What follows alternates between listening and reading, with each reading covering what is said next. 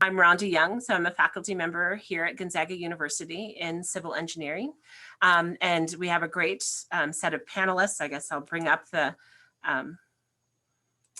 presentation structure. So we kind of have things outlined in 3 parts, but I do want to introduce first Abby Marquez, who's a civil engineering student here at Gonzaga and has been working very hard on putting this together. It's all due to her hard work, and so she will be the moderator.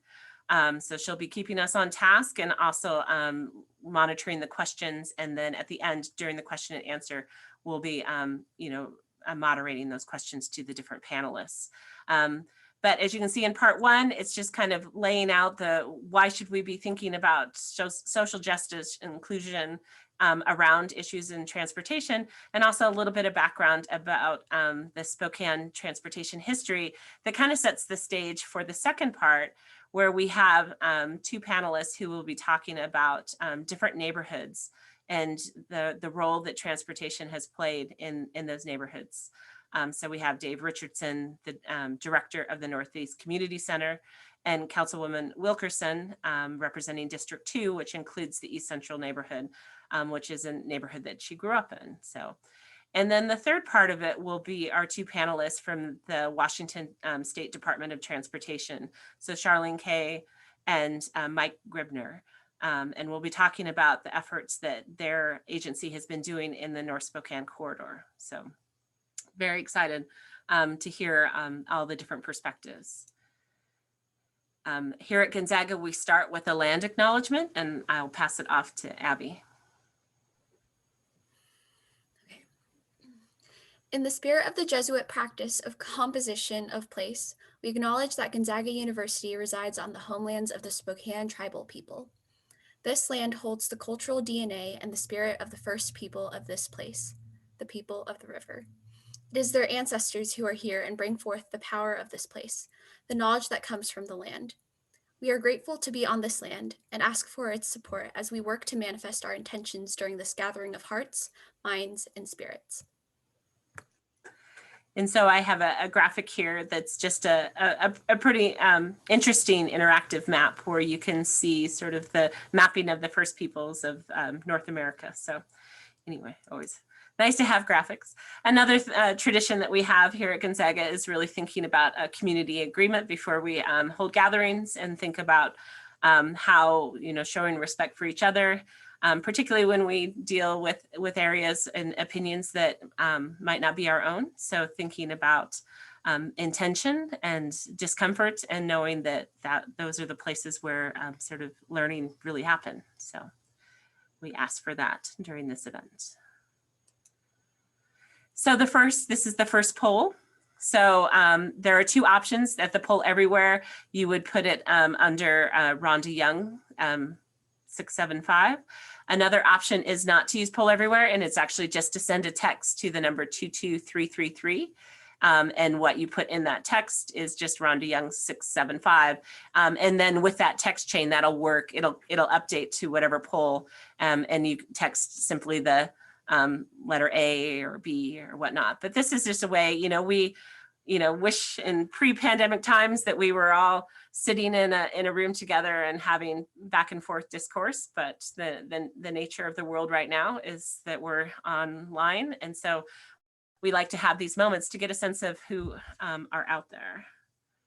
So we do have 62 participants right now, so to get a sense of the numbers. So but this is one that you could certainly fit in multiple categories. Like to see the high number of students. That's always good.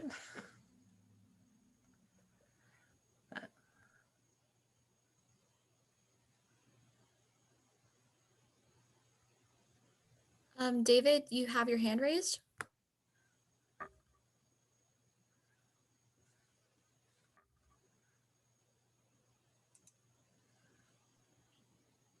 I'm sorry.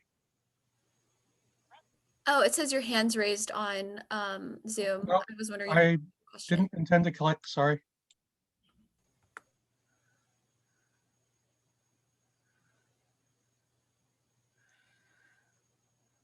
Okay.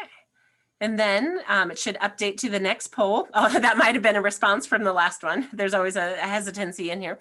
But anyway, so instead of just describing who you are, this is the expectations. Why are you here? What do you hope to learn about today? This is another one that you could have multiple responses for.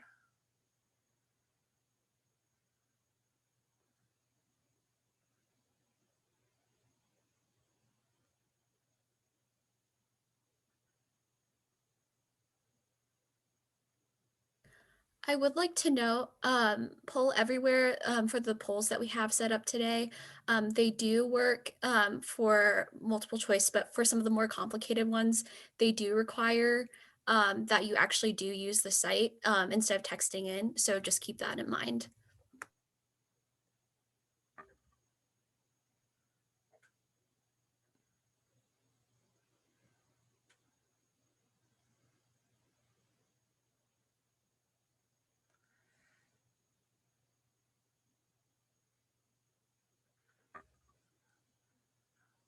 All right.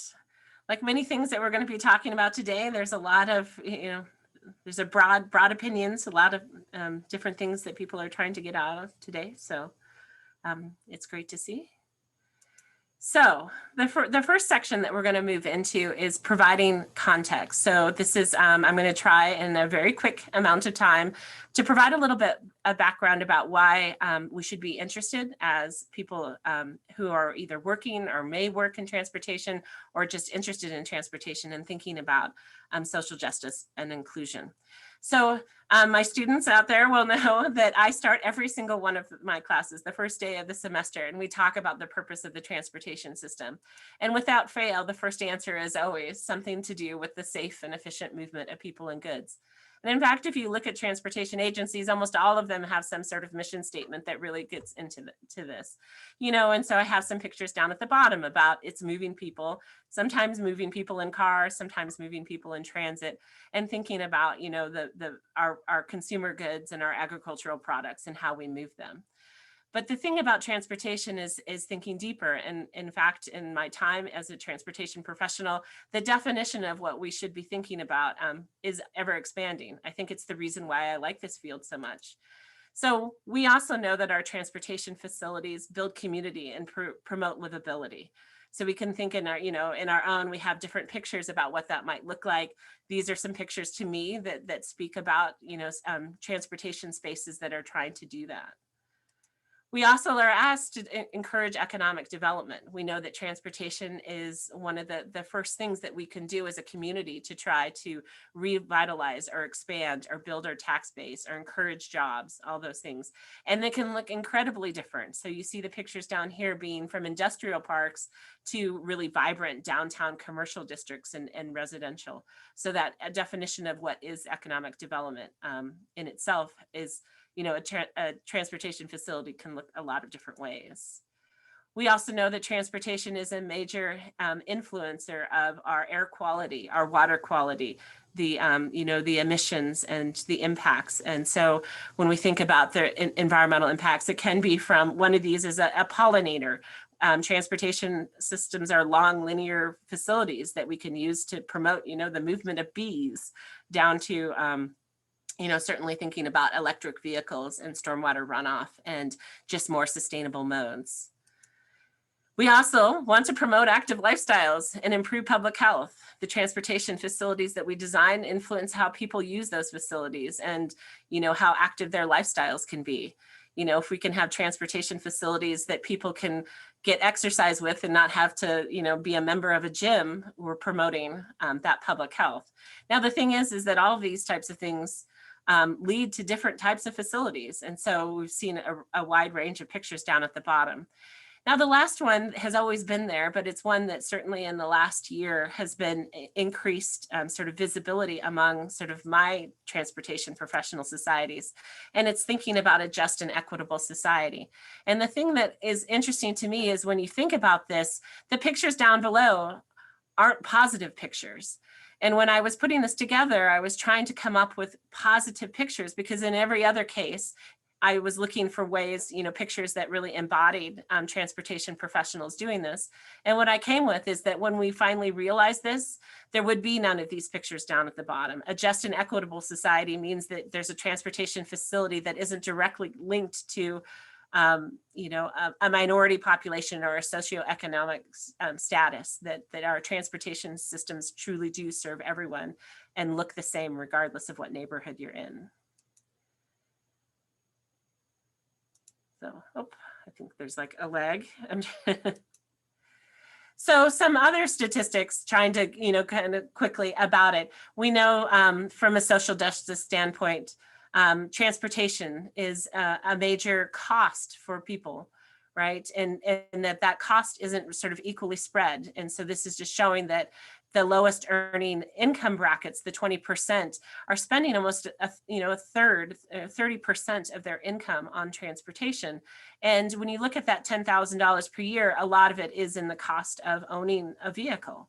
And there's a saying, there's no such thing as a cheap car. You're either paying it one way or you're paying it the other way. And so when we have a transportation system that really relies on people having to have such a major expenditure, we have a direct impact on that social justice and the ability to, to influence people's lives. So there's a Harvard study that talks about commuting time being the single strongest factor for children escaping generational poverty, above the test scores and the quality of schools even, and crime rates, that commuting time, so the transportation link and generational poverty is well established. And then also when we think about environmental impacts, and increasingly our profession is talking about the traffic safety risk being disproportionately sort of carried, or the burden carried by minority and low income communities, that we have this disparity. And I think that the more as a profession we talk about our role in being, facilitators of having conversations around social justice, I think the idea amongst engineers has always been that we're neutral, that we're data driven, that we provide data to decision makers. But I think that there's increasingly a call by our profession to say we need to be talking about these issues and bringing them forward, that it is sort of our sort of maybe ethical and responsibility to make sure these conversations are happening. So we've had, the idea of social justice, or at least environmental justice, since the mid 80s.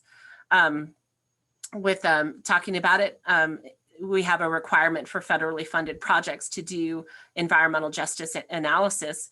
But, I've been at a lot of workshops in the last year about this, and the challenge has really been, and what does it mean to do it? There's not really standard methodologies. And in fact, I was at a presentation in January where they had done a comprehensive review of how agencies were doing this. And really sometimes transportation investment in a neighborhood was considered a positive, and in others, putting transportation facilities was considered a negative. And I think throughout the rest of this presentation, you'll see some of the examples from it. Transportation investment can be good, but it can also have impacts. And so really understanding how the role that transportation has in communities is important. So quickly, I just want to get into a little bit of the history of Spokane, because it'll set the context for the future speakers. We're going to be talking a lot about the East Central neighborhood and Hilliard. So we have I-90 running east-west, and we have a railroad sort of running north-south, and then an ongoing project right now called the North Spokane Corridor that follows that same thing. So this just outlines the neighborhoods of Spokane. So starting with the Hilliard neighborhood, that was the one that was up in the northeast. So it's a neighborhood that was its own town, but established in 1892. And it was there because of transportation that the Great Northern Railroad terminal was cited to be there. And so this was a vibrant rail yard, and in fact, one of the largest in the country, but then closed shop in 1982. So just some pictures of it. So Hilliard has a strong railroad history, and so they have lots of historic murals talking about it, but you can see that this transportation corridor that first started with the railroad and now with the North Spokane corridor is well established, and so is kind of this open space, and so this I guess division between sort of the different developments has been there for a long time. Now moving on to the I-90 and the East Central neighborhood. So East Central neighborhood also has a long history. Most of the homes built at the turn of the century and had a vibrant commercial district along East Sprague, which was further enhanced when it was made part of the Sunset Highway. So this predated the interstate system. And it had kind of a destination sort of regional park, a 20-acre park called Liberty Park, which is still partially there. And even some of the historic rock work you can see the pictures of. Well, in the late 1920s, and anyway, there was a part of history where we talk about with redlining, or valuation for different property and sort of the risk associated with it. And I think when you look at, the language that we use now, so Liberty Park is right here. And so this district that I'm highlighting here is just to the west of it, and it's part of the East Central neighborhood. And now what we would consider very positive terms in terms of, a melting pot at that time in the 1920s was viewed as negative and low property values. And why this is important is that this is in 1929 maps. And as we think about the interstate system coming through in the late 1950s and 1960s when it came through Spokane, the engineers were charged with building a least cost system, right? And so their main factor that they were looking at was low property values. There was also some language, if you look at historic documents about it, and there's a lot of kind of resources around the building of the interstate system, but it also looked at trying to resolve sort of issues with urban blight, right? And so trying to remove undesirable houses and trying to get people to move into shiny new suburbs, right? And so I think we can think back and sort of look at the engineers of the 1950s and 1960s. And I think it's a little bit just too easy to sort of say, well, they were wrong. And now we look at things differently, because I think that it implies that we have all the answers now.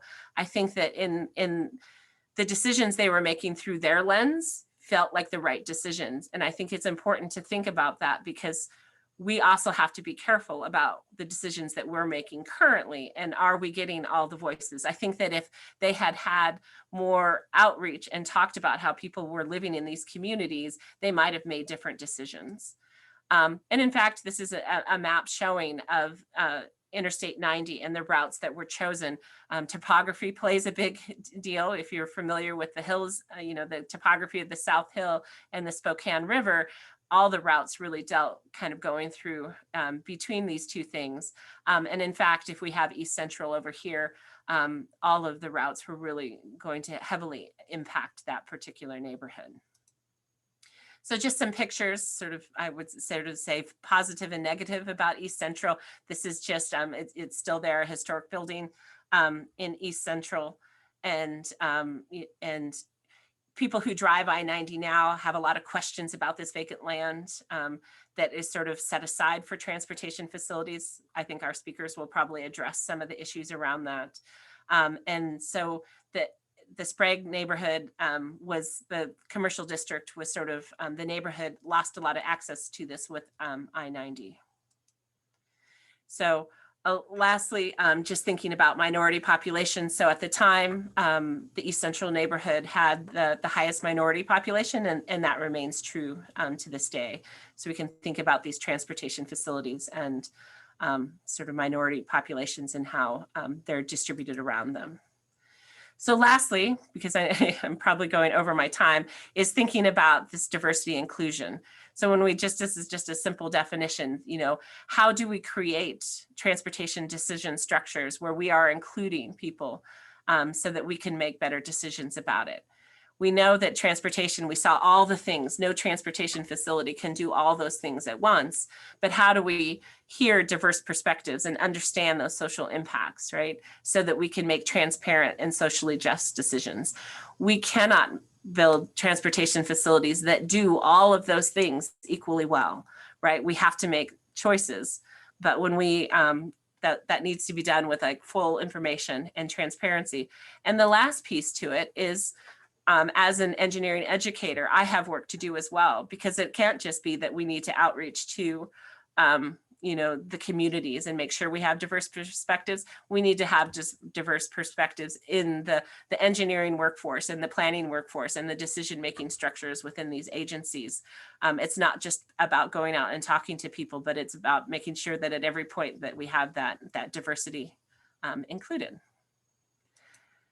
So the last little piece is current history, and I'm not going to spend too much time talking about this because I'm going to let WSDOT spend a lot of time, but we have the North Spokane corridor. So it is currently partially built it's being built from the north down to the south, and eventually it'll connect up with I-90.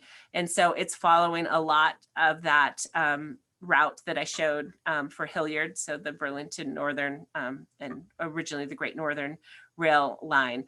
And so that is, it's become fully funded, and I can't remember the end date, but I know we have, I think a solid 10 more years of construction, but I'm sure we'll hear more about that. So I threw a lot at you, and there is no right answer to this. This is the perfect kind of test quiz my students would like, because every answer is right. And I think part of it is the challenge. We talked about all the things transportation facilities can do. So this is like a ranking exercise. So this is one, I think what Abby was saying, that it cannot be done through text. And so you have to be on the Poll Everywhere site. And it's just a dragging and dropping. And so you're setting your own priorities about what it is that you prioritize about the transportation system. And so we have a diverse group of, participants here. And so, like I said, there's no right answer, but just in itself, this is a challenging exercise.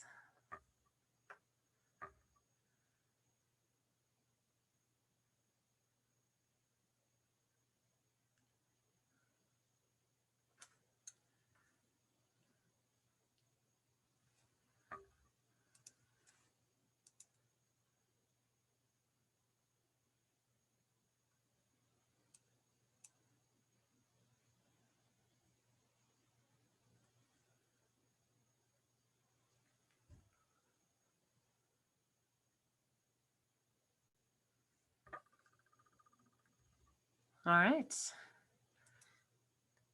I think it will remain open, but I wanted to just start introducing. I have a lag in my system there. The next part of it, and so the community voices. And so with this, we'll be hearing from first Dave Richardson talking about the Northeast as the director of the Northeast Community Center. He works with all the Northeast neighborhoods, and we'll be talking about Hilliard in particular. And then Betsy Wilkerson will be talking about perspectives from the East Central neighborhood. So let me bring up Dave's presentation. All right. Well, thank you, Rhonda, Abigail, Councilmember Wilkerson. We're glad you're here, and I'm pretty happy to be part of this presentation. The Northeast Spokane area, Hilliard, over the course of a combination of 8 neighborhoods, Chief Garry, Hilliard, Logan, Bemis, Whitman, Savannah Heights, Shiloh Hills, and Minnehaha, have become synonymous with Hilliard itself. And so it's not just one place, it's the entire Northeast area, or District 1. Let's go ahead and go on the next one there.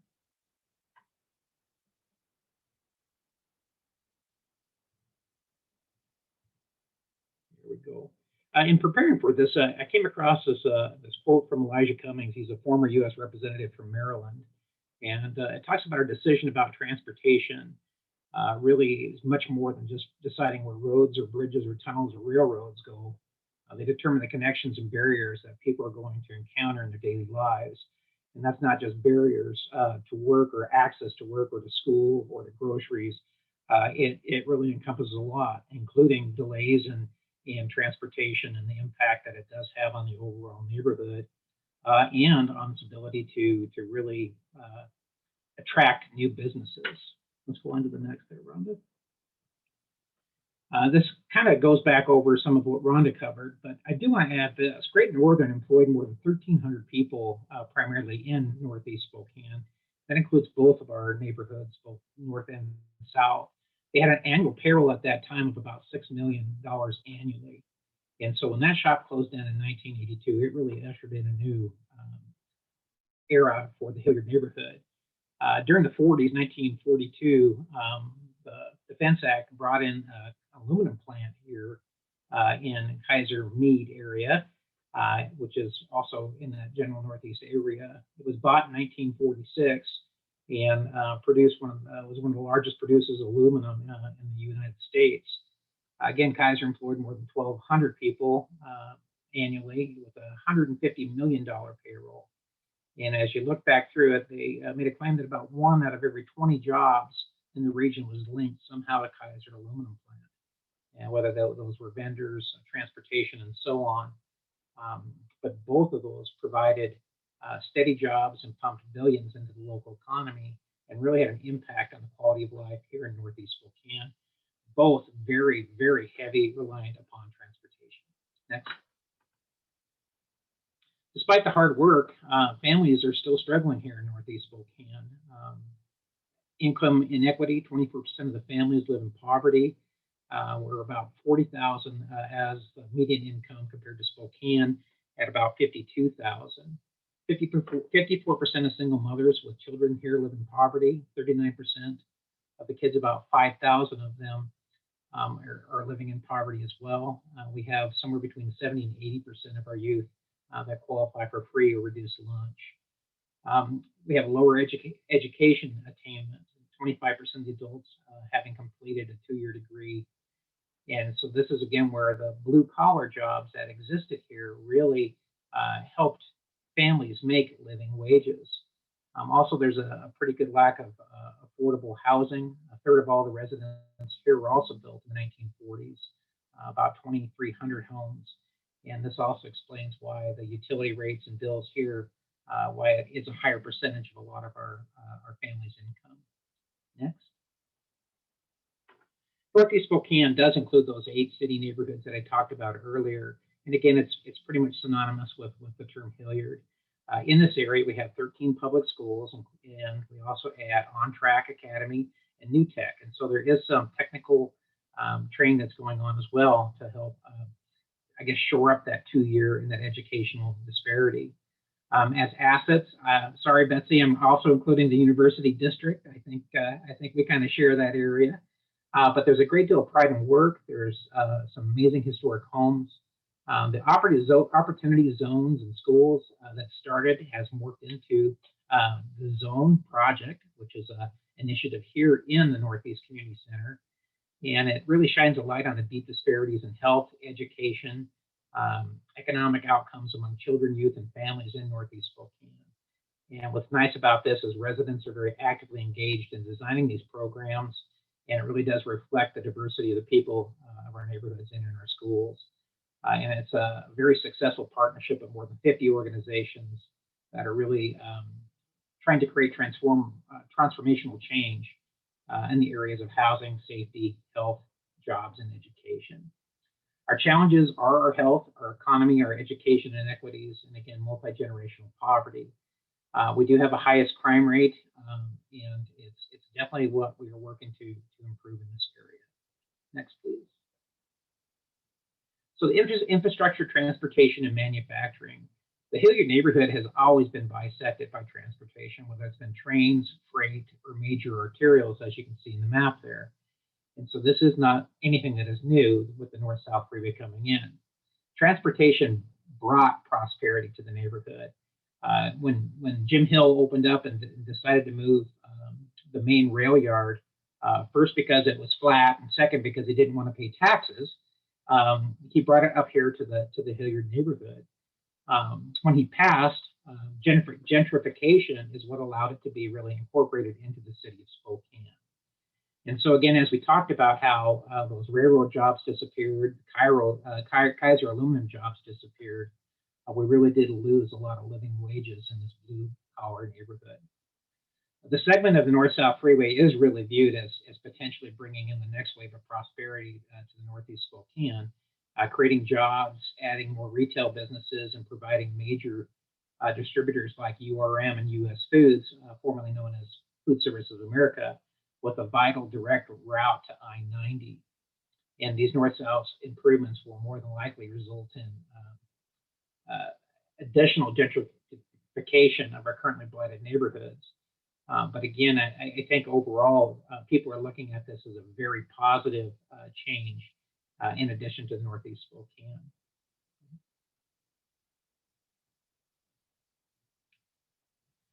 Transportation equity. Infrastructure plays a huge role in the aspects of the quality of life in Northeast Spokane. Rhonda talked about the transportation costs. Right now, about 70% of the individuals get to work primarily by automobile, but an additional 14% use public transportation, and that makes a big difference. We're on the 27 route. It does, for the most part, hit everything, but on the wrong side of the tracks over in the Northeast Public Development area, in what is often referred to as Dogtown, there is no access to public transportation. And so that right now is limiting a lot of what those housing accesses are going to have. Transportation has a direct impact. The cost of transportation, again, is the second highest in these households. And so multimodal options are critical. And so again, making sure that we continue to have that public transportation and look for ways to help improve other methods. Speed, frequency, reliability, safety, affordability are all things that we really have to have when we look at transportation equity in this neighborhood. And improving the infrastructure really does impact the businesses, the activity, the prosperity, and values of land. Without that north-south corridor, I don't think the Northeast Public Development Authority would have as much success in trying to populate that with new businesses, bringing more manufacturing. Again, this area is zoned right for light industrial, and can definitely help bring a lot more jobs into the Northeast neighborhoods. Next. I had to put an editorial piece in here because I thought everybody wanted to know my opinion. I've spent the last 14 years here in Northeast Spokane, working in nonprofits. In the last 30 years of my life, in working nonprofits across the United States. And I really wanted to talk a little bit about it because rural areas north of Spokane are going to become, I guess, an alternative to affordable housing. Housing is a huge crisis that we have right now in Northeast Spokane. The prices are going up, and people are really looking for more ways to find and access that. And so, again, by increasing the speed and time and distance there, we should be able to get more access to housing. The new pedestrian and bicycle crossings are definitely enhancing and closing the proximity to the north-south is going to help. Right now, we've got kids that are crossing rail tracks, and so this is going to be wonderful. Big tilt of the hat to Shar and Mike for the work that they're doing in making places, spaces, and helping to connect that way in the neighborhood. And also, I think that is going to reconnect the neighbors to each other. It's also the north-south corridor is bringing in a lot more housing that we looked at. If you look at the Beacon Hill apartment project, Riverbend down in Councilmember Wilkerson's area, and the new Meadworks, which is up on the old Kaiser aluminum site, we're looking at 400 units there. It's amazing to me all of the new development that the north-south corridor is really bringing in. And so, in my editorial opinion, the highway should really help Hilliard, but it may definitely further impact the neighborhood of East Central.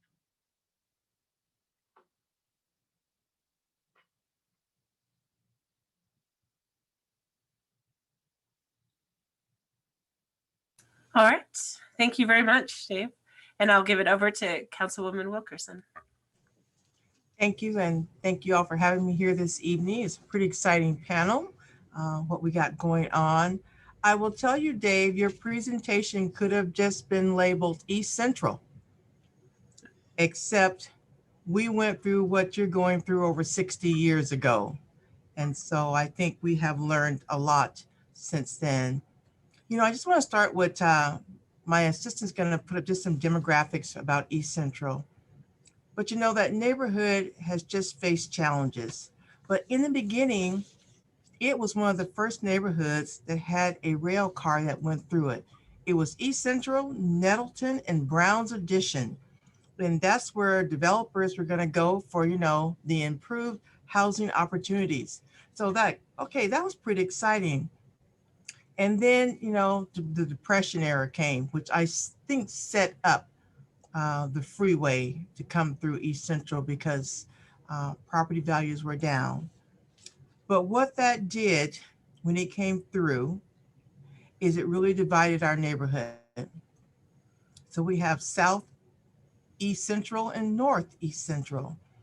In one of the pictures that Rhonda showed with the old cars, that was the original Safeway grocery store before it moved up on 29. So people would come down the hill and shop in East Central, and that kept East Sprague really vibrant.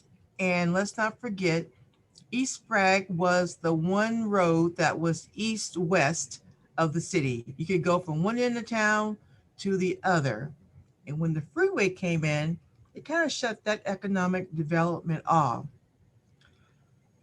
Safety, and we talked about, I call them catwalks, that's what we called them back in our days, freeway overpasses. I remember them well going to middle school um, at that time of how we got people to the other side. So I went back and looked at East Central again. East Central from Liberty Park, which is Perry, down to Havana, there are 3 crosswalks, which are about a mile apart. That's how we got over if you were walking. But if you wanted to drive, you had to either go to Altamont or you had to go to Thor Freya today or Havana, or down there you could loop under Perry and go under the freeway, but it really wasn't a major route back then. So our community just got divided, and it divided us one side kind of versus the other. We had all this economic opportunity on Sprague, but the south side was all residential. So we had no way to really stimulate our own growth. Now, that being said, there was a small economic pocket that met the needs of African Americans. There was an old grocery store called Horseman's. And back in the day at Horseman's, which is that gray building across from Michael Brown's, you could still buy groceries on credit.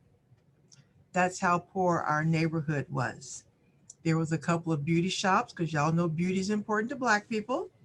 And there was an ice cream shop and a barber shop. And that was our center. But our neighborhood was anchored by 2 amazing parks, Liberty Park and Underhill Park. And today, those still are the anchors. But as we look at transportation and equity, there are no true bike routes from one park to the other. So here we have kids running this neighborhood with no designated bike routes, no walkability and safety, how to get back from one end to the other. In our day, we could run that neighborhood all day long and never had to worry about those types of challenges. We are challenged with high crime, just like David said. We're challenged with economic inequities, educational opportunities, and in the map, it only gives us Sheridan Elementary School. But true East Central includes the U District, the East Sprague Business District, the Perry District, and the East Fifth Avenue District. So in many ways, it feels like the good parts have been peeled off and we have just been left with what we have. So going forward, we are also challenged with health disparities. Freeway came through, emissions, cars didn't have what they have today. We had the railroads going through, diesel. We had the industrial park over there by Playfair. So many of the same challenges. And we just have poor health outcomes, access to healthcare. Even today, our neighborhood is challenged with access of how to get to a doctor because we don't have one in our neighborhood.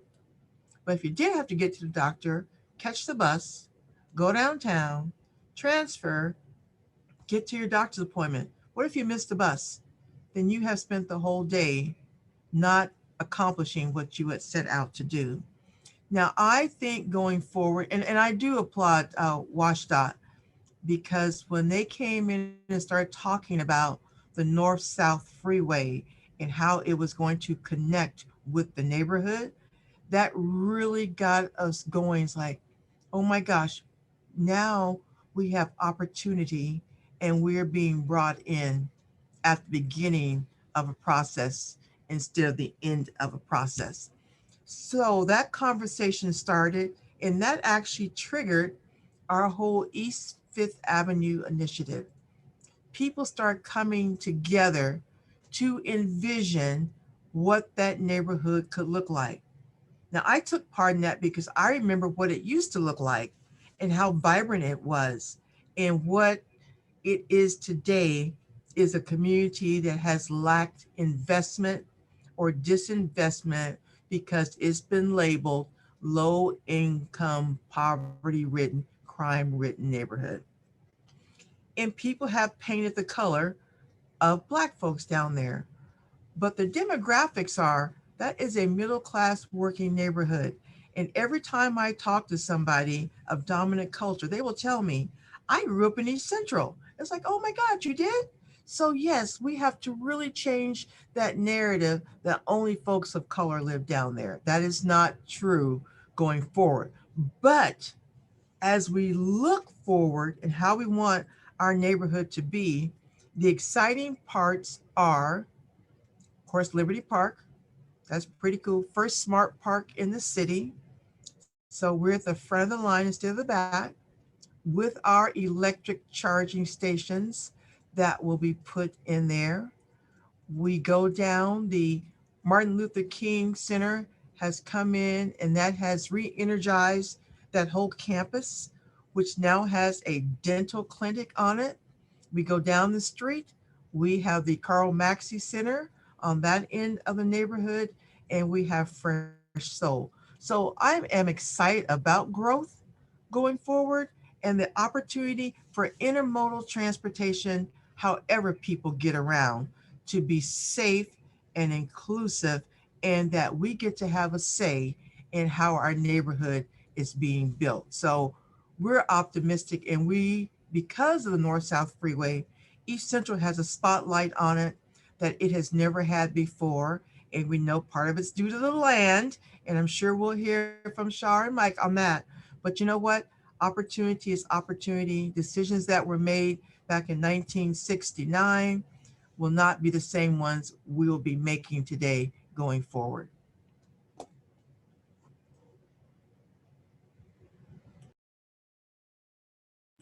Somebody told me to shut up. So there.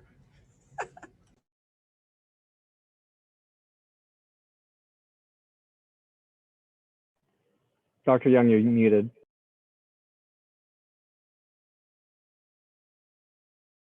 I constantly talk while muted. Thank you, Councilwoman Wilkerson. She told me to be quiet too, so we're all in the same boat. This is a poll everywhere exercise. It should open now with that.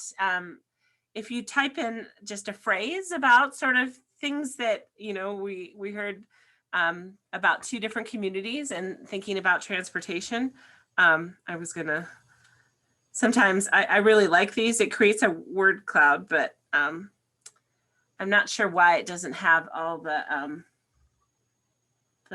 poll information. So I can go back to a previous, well, if I go back to a previous one, it would delay this, but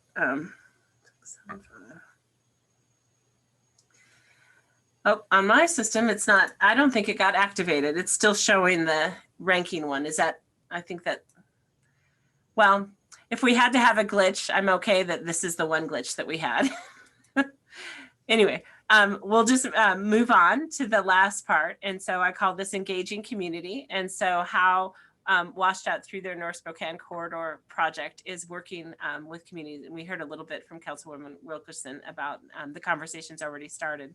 And then we heard from Dave Richardson about the work that they did through his community. So with that, I will stop sharing and let them share their presentation.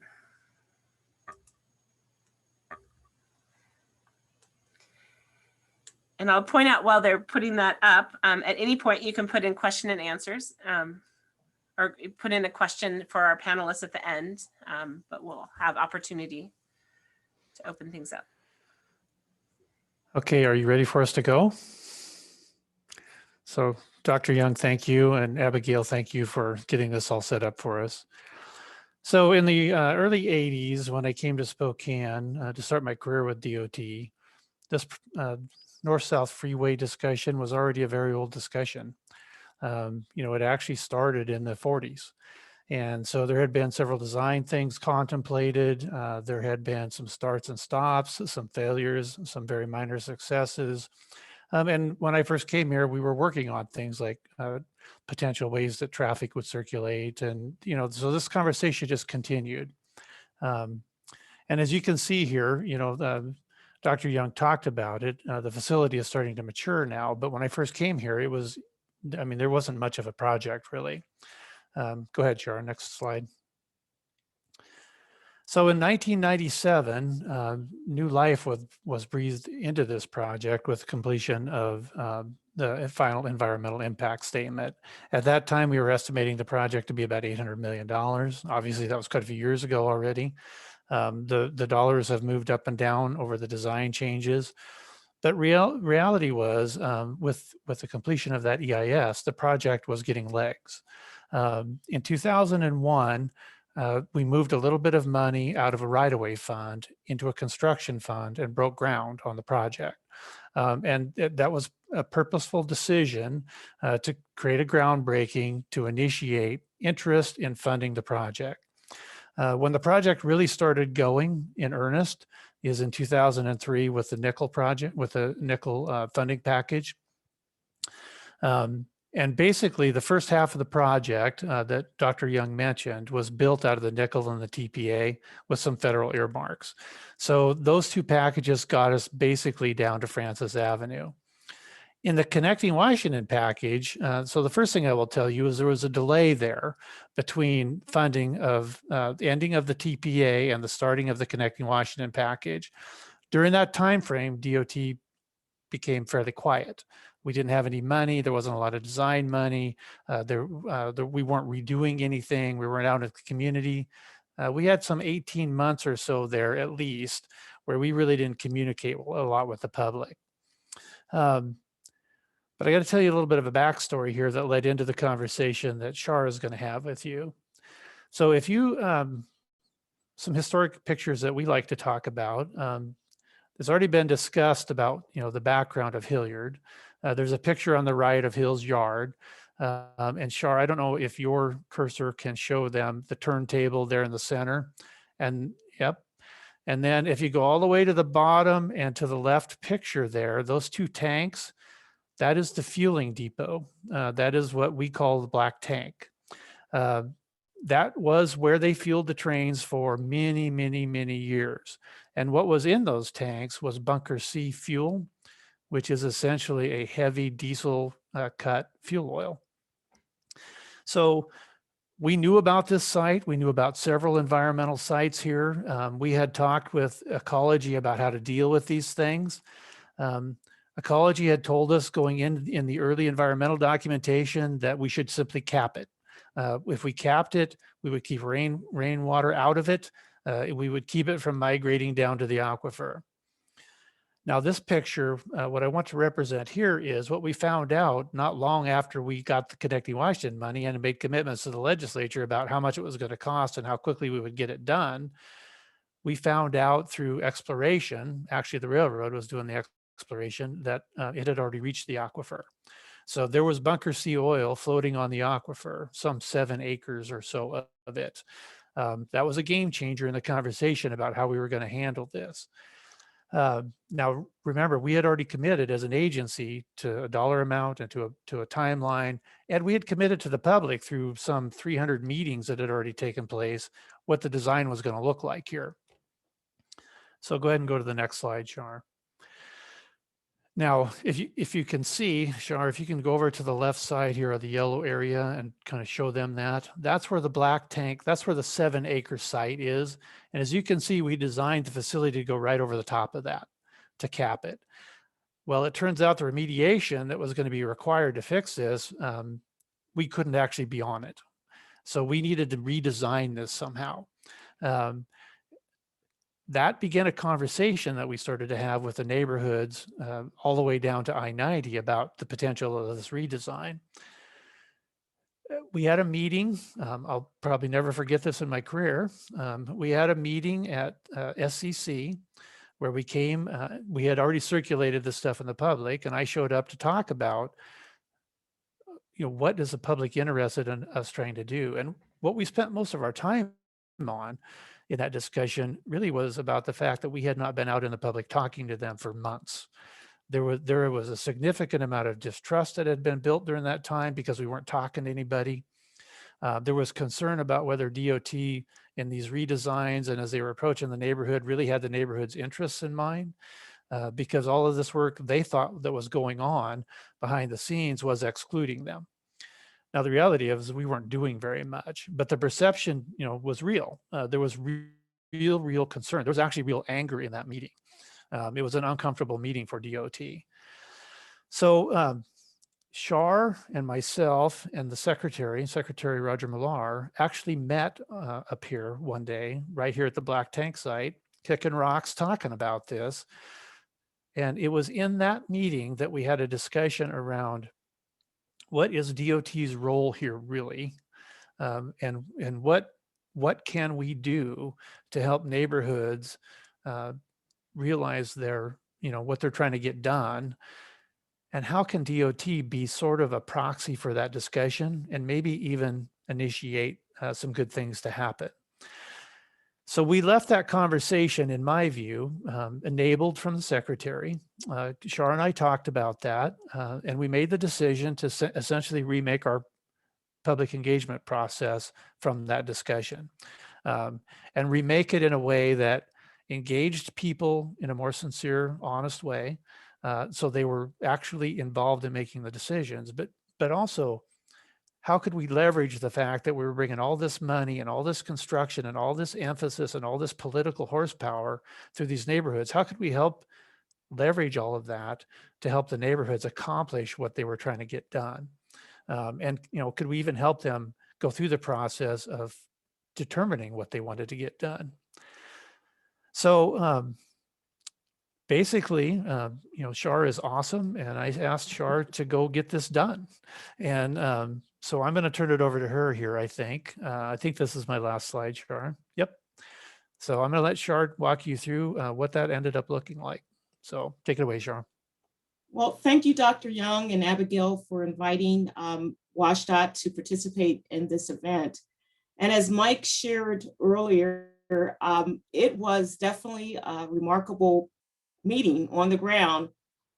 It was pivotal in the sense that this was something that, as both an engineer and a planner, that I have longed to do for years. And that is to make and provide a facility that actually integrates with the community, provides access, and truly, as much as possible, meets the needs of the community that it is intending to serve.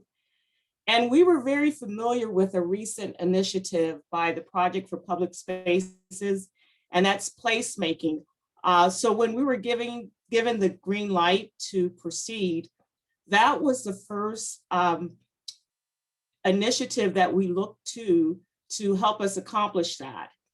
And knowing that we have one of the best planning programs in the state at Eastern Washington University, we solicited Eastern Washington University to help us really engage the communities as we completed the remaining 5.5 miles of the Children of the Sun Trail. And our reason for really soliciting the help of Eastern Washington University is because they had already established a longstanding relationship with communities throughout the Spokane area and had a strong sense of trust there was a strong sense of trust that had been established between them and the community. So what is placemaking? Placemaking really looks at what exists and what has existed historically in communities. And it looks at the assets that are there. What are the opportunities? How can we reimagine developing in and around the many public spaces that public projects often provide? And it also capitalizes on opportunities to strengthen relationships between communities and the places in which they're people in the places that they're striving to connect with. And then we look at how can we develop in and around these public spaces. So when we first started, as Dr. Young shared earlier, we actually assessed the community. For me and my team, we were very familiar with both Hilliard, Chief Carey, and East Central. Some of us live in the neighborhood. Some of us have partnered in many with the Northeast Public Development Authority and initiating that. And so we really wanted to know who lives in and around the proposed remaining 5.5 miles of the corridor. And through census data analysis, we were able to identify that yes, these neighborhoods are the most diverse neighborhoods in Spokane. And as a result, we tailored our program, our engagement, to ensure that we were able to and continue to be able to connect with the varying communities that exist. This requires us to, in many instances, to provide communications in up to 7 languages so that we can ensure that people are aware of our engagement activities. And I have to say that the school district, District 81, was very instrumental in helping us connect with many of the communities that normally we have not connected with through their school programs, coordinating with their the students and their parents. And as a result of those connections, we have been able to connect with a lot of communities. So who are our partners? We have partnered in a core relationship with the City of Spokane, Spokane Transit Authority, SRTC, and others. But the drivers of our program are these folks that you see here. They're the neighborhood councils. They are the universities, the school districts, the housing alliances, the bicycle and trail organizations. And we engage these communities or these interests at varying points in our process. One thing that has been really great about this process, historically, when we engage with communities in the past, we, WSDOT, determined how, when, and where we were going to engage with communities. When we initiated this process with Eastern Washington University, the first question that we asked was how and where can we engage you? And what is the best time? What are the opportunities? And through surveys and engagement with the community members, they define the method in which we engage them, the locations and where we met. We met people where they were. In lieu of having folks, as we historically have done, come to our facility or a facility that we selected, our community members identified the locations. And many times, for many months, we met at the Northeast Community Center, thanks to Dave Richards and his team facilitating that engagement. We met at many neighborhood events. And we also engage with communities via social media and other means. So it was not a one type of engagement. It was very, it morphed based on the needs and interests of our respective community members. Here's a picture of us meeting at a childcare facility in East Central. We had to rearrange the furniture. We had to disassemble and put back toys to ensure that we had space. But it was a place of comfort for the community members, and we were able to identify opportunities to enhance our connections in and around the East Central community in this space, in their space. So in our engagement practice, we're very intentional. We spend time with our core team, the City of Spokane, STA, Eastern Washington University, and others, designing our engagement practices and processes, making sure that we're meeting the needs of the community. We ask community members to help us design the engagement processes. We plan and coordinate. We ensure that the time that our community members spend with us is very meaningful. Oftentimes, our collaboration team met with us twice a month for a period of 4 hours during that time. And so we were very intentional to ensure that when we met, that there were outcomes and deliverables, and that they saw themselves in subsequent meetings, saw their ideas emerge. We're transparent. We made a commitment early on that what we know, you know, and we share those things in a timely manner. As I stated before, we're very inclusive. Whoever chooses to come is welcome. But one of the things that we are very intentional about doing is making sure that folks are aware of the opportunity. And that may mean that we may find a community gatekeeper who has great connections, and that we meet with him or her and first share the process, and then they introduce us to the community, the specific community members, and they bring them into the engagement. And by law, federal law, because our projects receive federal and state funding, we are required to be compliant. We do all of this in an intentional manner. As I shared before, we meet wherever we're asked to engage, and sometimes we find locations and just ask, can we connect through the events? So many of our project team members and planning team members spend a lot of their weekends, summers, and evenings connecting with community members throughout our community on these events. Our engagement efforts are very interactive. We come there intentionally to get decisions made.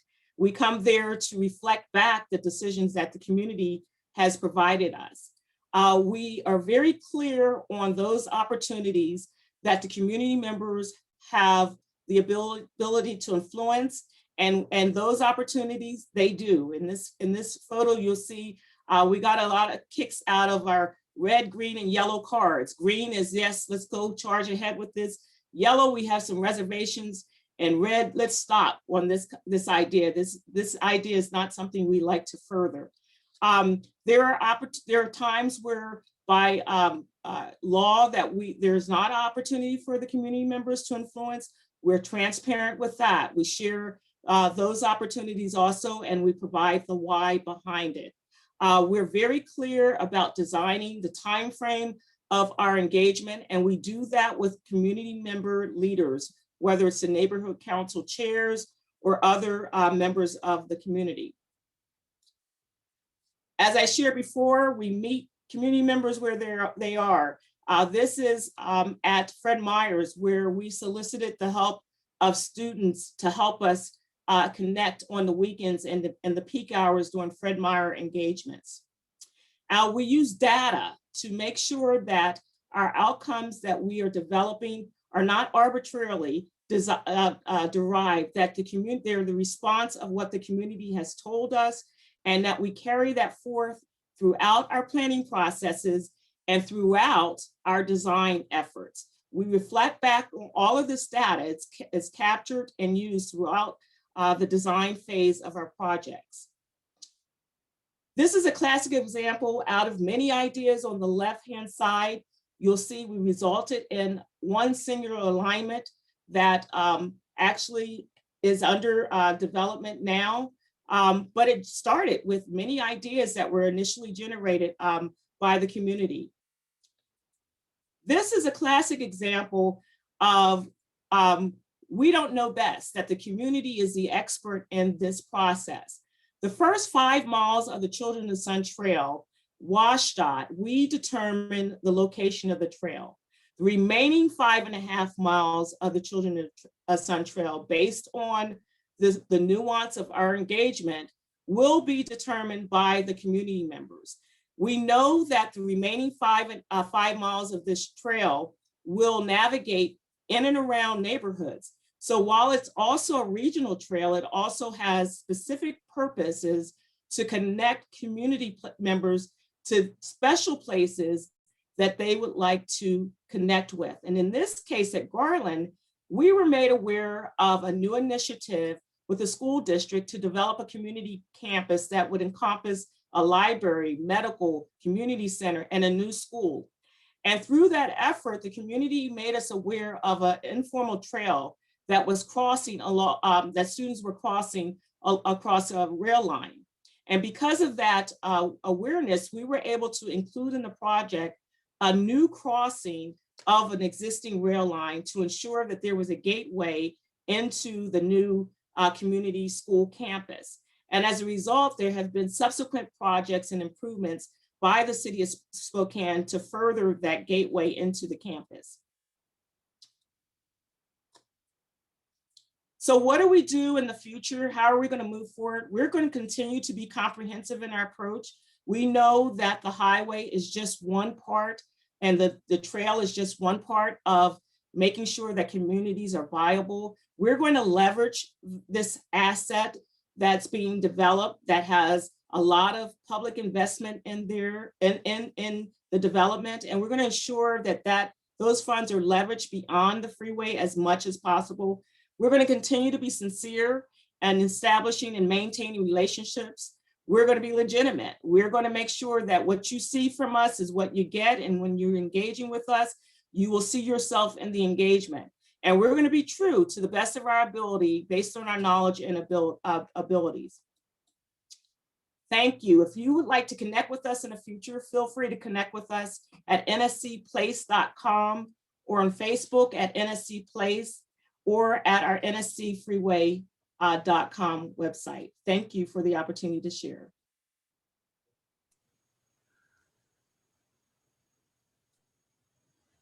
All right, thank you very much.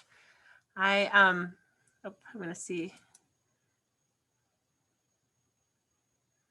Share, I realized that I was a little negligent in actually introducing our speakers there. So anyway, after the fact, here's their formal titles and, you know, the letters behind their names. But anyway, Charlene Kay and Mike Gribner from the Washington State Department of Transportation. So I just have a quick announcement, and then we're going to open it up to questions.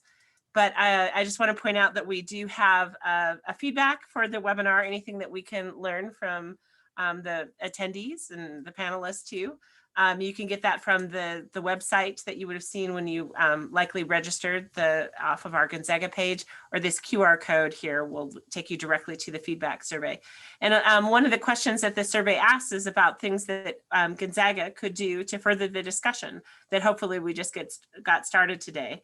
Some things that we are planning on doing is kind of a book discussion, book club around a book that came out last fall about you know, in my profession, we talk a lot about what's happening with pedestrian fatalities, that they are rapidly increasing, but there's also a lot of disparity in terms of them happening across sort of racial and socioeconomic divides. So there's a book called Right of Way out. And then we're in the fall going to do an inclusive design field trip. So working with some of the communities around Spokane to, you know, this will be for students, but also for practitioners or people interested in transportation, but thinking about some, whether it's mobility impairments or sight impairments, but going out in the fields with different sort of devices and getting a sense as transportation professionals about how people use our facilities and what those experiences might be like. So, and like I said, open to other ideas. And then here, this is just a reminder, I wish the world, we all walked around with name tags. So anyway, I just wanted to thank all of our panelists at this point for their willingness to be involved with this, but also for the attendees if they wanted to specifically call out a question to any one of these panelists. And I guess with that, I'll turn it over to Abby to see if there are any questions, but certainly we would like to see more questions. Okay, I'm not sure what this button does. We're gonna see. Okay, so can everyone see that question or no?